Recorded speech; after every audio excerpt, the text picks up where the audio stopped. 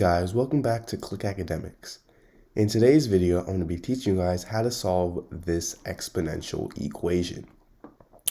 So we have 2 to the power of x plus 1 plus 2 to the power of x minus 1 equals 20. So our first step is going to be simplifying this left side here.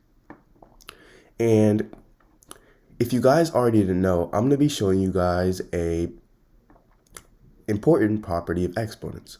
Let's say we have a to the power of b plus c, right? Well, this is also equal to a to the power of b times a to the power of c. Because remember, when we were adding exponents, when we were multiplying exponents, we would add the exponents. So all we're doing is reversing this. So now that we know this, we're actually going to use this property on both of these terms, 2 to the power of x plus 1 and 2 to the power of x minus 1. So 2 to the power of x plus 1, as I said, a to the power of b plus c equals a to the power of b times a to the power of c. So b in this case would be x and c would be 1. So this would equal 2 to the power of x plus 1 would equal a to the power of b, so 2 to the power of x times a to the power of c, so 2 to the power of 1. And we're going to do the same thing with 2 to the power of x minus 1. So 2 to the power of x minus 1 is equal to 2 to the power of x times 2 to the power of negative 1. And 2 to the power of negative 1, this can be simplified into 1/2. So this is 2 to the power of x times 1/2. So now that we know this, why don't we write our equation in its simplified form?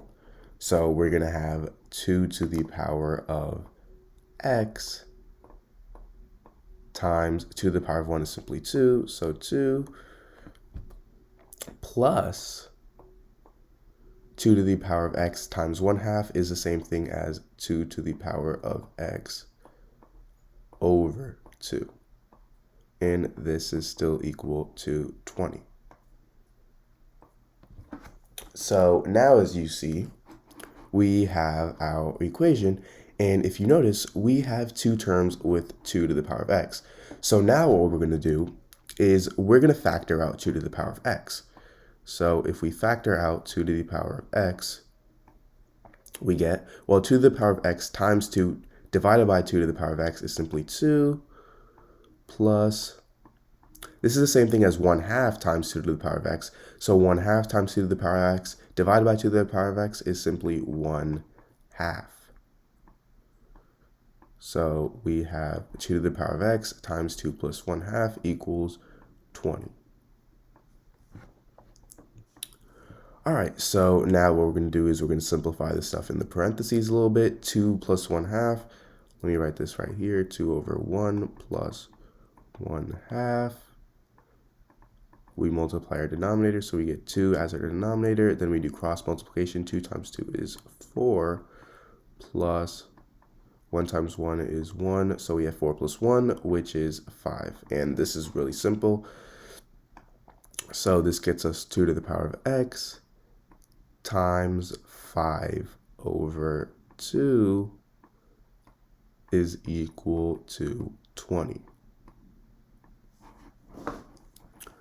And I'm going to write this up here.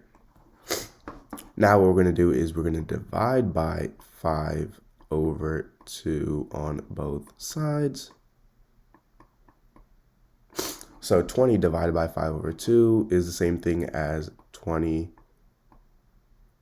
times 2 over 5. And 5 over 2 divided by 5 over 2, these two cancel out. So on this side, we just have 2 to the power of x. Now 20 times 2 over 5, 20 times 2 is 40, 40 divided by 5 is 8, so we have 2 to the power of x equals 8. 2 to the power of x equals 8, so 2 to the power of what equals 8, and as we all know, that is 3. So x equals 3 is our answer.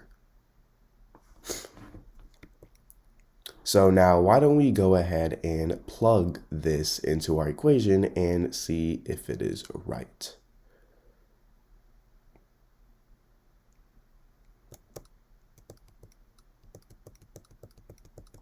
So we have 2 to the power of 3 plus 1 plus 2 to the power of 3 minus 1 equals 20.